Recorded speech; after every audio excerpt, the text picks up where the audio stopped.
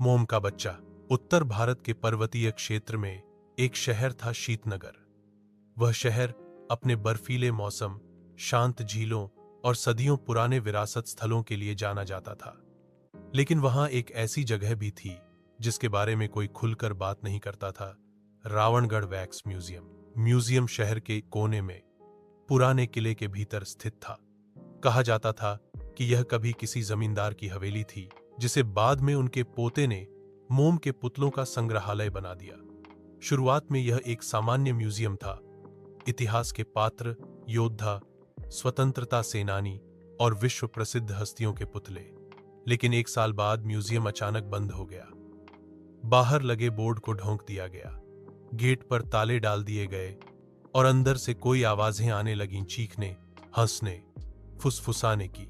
लोगों का मानना था कि म्यूजियम के भीतर कुछ ऐसा बन गया था जो अब सिर्फ मोम नहीं रहा, वहां जीवन था, या शायद जीवन के बाद की परछाइयां।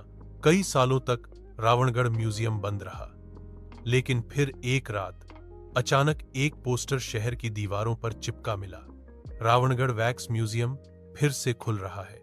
इस बार पहले से ज्यादा जीवंत, पहले से ज्यादा रोमांचक। शहर के लोग हैरान थे, कई डर भी गए। लेकिन नई पीढ़ी को भूत प्रेत की बातें मजाक लगती थीं। वे टिकट खरीदने लगे। पहले दिन 200 लोग आए। सब कुछ सामान्य लगा। पुतले अब और अधिक असली जैसे दिखते थे। उनकी आंखों में चमक थी, त्वचा पर हल्की सी नमी थी और बाल इतने सजीव कि कई बार लोगों को झटका लगता, क्या ये असली हैं? म्यूजियम में एक विशेष हिस्सा था, बच्चों का खंड। जहां बच्चों के पुतले रखे गए थे, वहीं कोने में रखा गया था एक नया पुतला, एक 3-4 साल के बच्चे का सफेद फ्रॉक, घूंघराले बाल और चेहरे पर मासूम मुस्कान। नीचे नाम लिखा था, कव्या। उस पुतले को देखकर हर कोई ठिठक जाता। उसकी आंखें जैसे पीछा करती थीं। कईयों को लगा पुतले की पलकें हिल रही हैं। कुछ ने कहा उन्होंने उस बच्चे को पलकें झपकाते देखा। म्यूजियम स्टाफ ने कहा यह भ्रम है, पुतले ही हैं सब।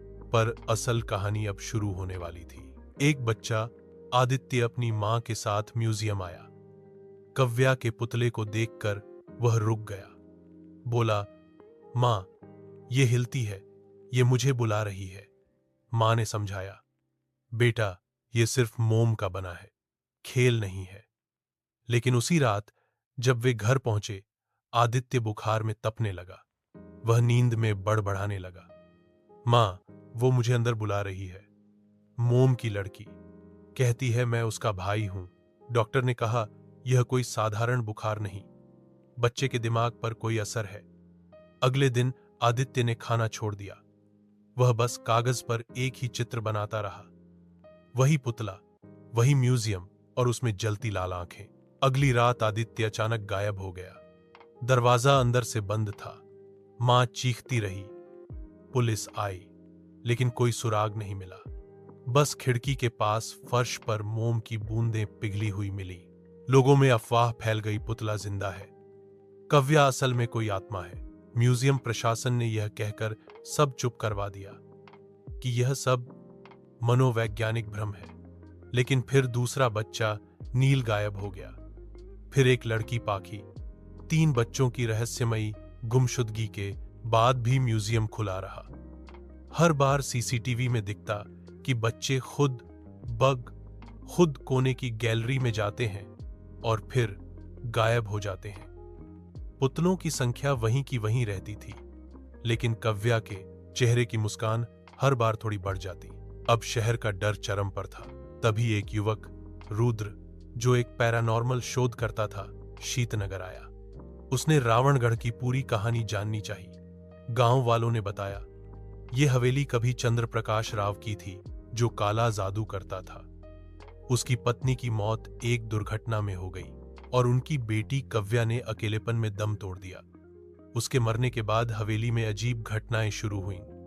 कोई कहता है चंद्रप्रकाश ने अपनी बेटी को वापस लाने के लिए उसकी आत्मा को मोम की गुड़िया में बांधने की कोशिश की थी। रुद्र यह सुनकर कांप गया। क्या अब वही मोम की गुड़िया म्यूजियम का हिस्सा बन चुकी है? रुद्र ने रात में म्यूजियम में घुसने का निर्णय लिया।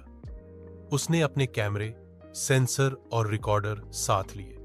अंदर हर जगह सन्नाटा था। हवा भी सांस लेने से डरती थी। जैसे ही वह बच्चों वाले कक्ष में पहुंचा, उसकी मशीनें फड़फड़ाने लगी। वहां कुछ था। कव्या का पुतला टॉर्च की रोशनी में चमकने लगा। तभी रिकॉर्डर में आवाज आई, तू आया है तो सुन मेरी कहानी। रुद्र की आंखों के सामने फ्लैश हुआ और एक दृश्य उभर आया। एक छोटी बच्ची जिसे मां पिता के बिना कमरे में बंद कर दिया गया था, भूख से रोती, अंधेरे से डरती और आखिरकार मर जाती है। लेकिन उसकी आत्मा उस मोम की गुड़िया में समा जाती है जिसे वह अपना दोस्त समझती थी। तब से वो हर बच्चे को उसी अकेलेपन में खींचने लगी जिससे वह गुजरी थी। अब रुद्र समझ गया था, कव्या की आत्मा अब भी तड़प रही है।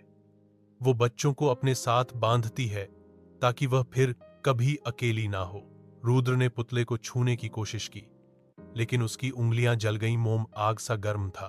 तभी कव्या बोली, मुझे छोड़ दो, लेकिन मेरे दोस्त चाहिए, मैं अकेली नहीं रह सकती। रुद्र ने अपने मंत्रों, वैज्ञानिक उपकरणों और खुद की समझ से उस आत्मा से बात करने की कोशिश की। उसने कव्या को कहा, मैं तुझे उस मोम की कैद से आजाद करूंगा, लेकिन तू बच्चों को छोड़ेगी। बहुत देर तक शोर हुआ, कांच टूटे, रोशनी बुझी और रुद्र बेहोश हो गया। जब वह उठा, सुबह हो चुकी थी। पुतला नहीं था। सीसीटीवी देखा गया, कव्या का पुतला खुद पिघल गया था और वहां से एक हल्की परछाई उड़कर बाहर निकली थी, जैसे कोई रिहा हो गया हो। गायब हुए तीनों बच्चे एक कोने में सोते हुए मिले जिंदा, लेकिन उनकी यादें धुंधली थीं। रावणगढ़ म्यूजियम को हमेशा के लिए बंद कर दिया गया, लेकिन अब भी कभी कभी रात में उस बंद हवेली के भीतर बच्चों की हंसी सुनाई देती है। और कुछ लोग कहते हैं, मोम की बूंदें अब भी वहां पिघलती हैं। अगर कभी तुम किसी म्यूजियम में किसी पुतले की आंखों में जीवन महसूस करो, तो याद रखना, वो पुतला शायद किसी की रूह का घर हो और वो शायद तुम्हें भी अकेलेपन की दुनिया में बुला रहा हो।